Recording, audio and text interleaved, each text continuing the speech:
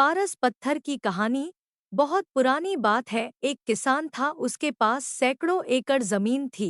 किसान बूढ़ा हो चला था। उसका एक लड़का था, उसका नाम सुरेश था। एक दिन अचानक जमींदार की मृत्यु हो गई। अब सारी जमीन की देखभाल उसके लड़के सुरेश के ऊपर आ गई। लेकिन सुरेश को खेती बाड़ी और मेहनत करना अच्छा नहीं लगता था।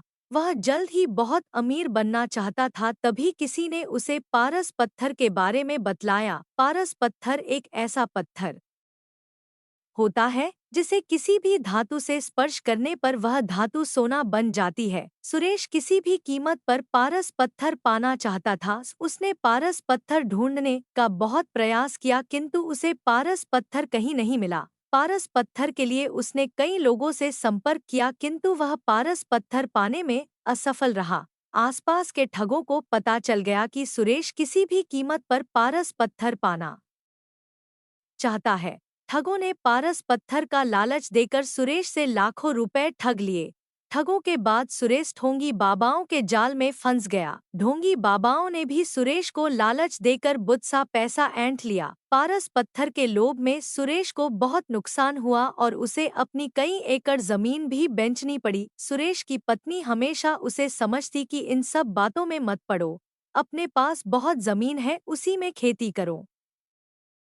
मेहनत भी किसी पारस पत्थर से कम नहीं है, किंतु सुरेश को तो पारस पत्थर की ही धुन सवार थी।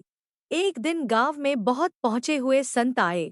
सभी ने उन्हें अपनी समस्याएं बतलाईं। सुरेश भी अपनी पत्नी के साथ उनसे मिलने गया और उन्हें अपनी समस्या बतलाई। संत सुरेश की बातें सुनकर मुस्कुराए और बोले, मैं जैसा कहूँ वैसा ही करना तो तुम्हें पारस पत्थर अवश्य मिलेगा। संत की बात सुनकर सुरेश बहुत खुश और संत से बोला, कृपया कर मुझे वह तरीका बतलाएं जिससे मुझे पारस पत्थर मिल जाए। संत बोले, तुम्हें केले के पेड़ की पत्तियों के नोक पर जमा सुबह की ओस की बूंदें एक बर्तन में एकत्र करना है, और जब तुम 5 लीटर ओस की बूंदें एकत्र कर लोगो तो मैं उसे अभिमंत्रित कर पारस पत्थर में बदल दूंगा। लेकिन याद रहे, ओस की बूंदों में तुम पानी मिलाकर धोखा देने का प्रयास करोगे तो तुम्हारी पूरी मेहनत पर पानी फिर जाएगा और ओस की बूंदें पारस पत्थर नहीं बन पाएंगी।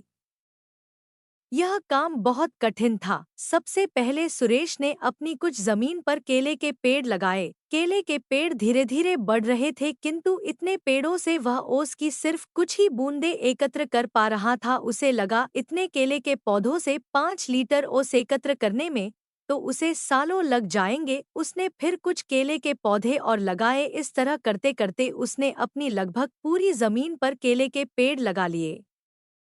सुरेश अब इन केलों के पौधों को पानी देता और उनकी देखभाल करता था। 2 साल की अथक मेहनत के बाद सुरेश 5 लीटर ओस के बूंदे एकत्र कर पाया और अत्यधिक प्रसन्न होकर साधु महाराज के पास गया और उन्हें 5 लीटर ओस की बूंदों से भरा बर्तन देते हुए बोला, साधु महाराज, आपकी आज्ञा अनुसार मैंने 2 साल की अथक मेहनत के बाद ये 5 लीटर ओस की बूंदें एकत्र कर ली हैं। कृपया अब इन्हें पारस पत्थर में बदल दीजिए। साधु महाराज बोले, सुरेश, तुम्हारी मेहनत सराहनीय है, तुम्हें तुम्हारी मेहनत का फल अवश्य मिलेगा। कल जब तुम आओगे तो अपनी पत्नी को भी साथ लाना।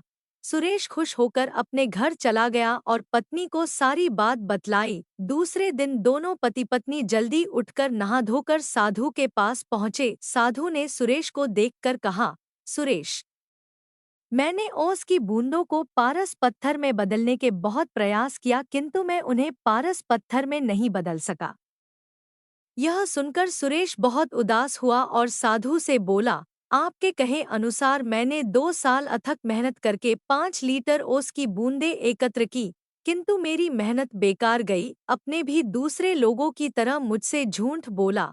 सुरेश की बात सुनकर साधु बोले, बेटा, मेहनत कभी भी बेकार नहीं जाती। तुम्हारी पत्नी के हाथ में जो पोटरी है उसे खोलो। सुरेश ने उसकी पत्नी के हाथ में रखी पोटरी खोली तो देखकर दंग रह गया। उसमें सोने चांदी के आभूषण और कीमती रत्न थे। साधु बोले, सुरेश, ये तुम्हारी मेहनत का फल है जो किसी पारस पत्थर से कम नहीं है। सुरेश ने कहा, यह मेरी मेहनत का फल कैसे हुआ? साधु बोले, तुमने 2 साल से मेहनत करके जो केले के पौधे लगाए थे, 2 साल से उनमें फल भी लग रहे हैं, किंतु तुम्हारा पूरा ध्यान पारस पत्थर और ओस की बूंदों पर था और तुमने फलों पर ध्यान ही नहीं दिया। किंतु तुम्हारी पत्नी इन फलों को बाजार भिजवा दिया करती थी और ये सारे आभूषण और रत्न फलों की बिक्री से आए पैसों को बेचकर खरीदे हैं। सुरेश ने मुस्कुराते हुए उसकी पत्नी की तरफ देखा और बोला, तुम सही थी जो हमेशा कहती थी कि मेहनत से बड़ा कोई पारस पत्थर नहीं होता। सुरेश साधु की तरफ हाथ जोड़कर बोला, आपने मेरी आंखें खोल दी। अब मैं हमेशा मेहनत करूंगा और पैसा कमाने के लिए कोई शॉर्टकट नहीं अपनाऊंगा। सुरेश अब खूब मेहनत करने लगा और अपनी मेहनत से समाज में खोया रुतबा फिर से प्राप्त कर लिया। शिक्षा, मेहनत से कुछ भी पाया जा सकता है।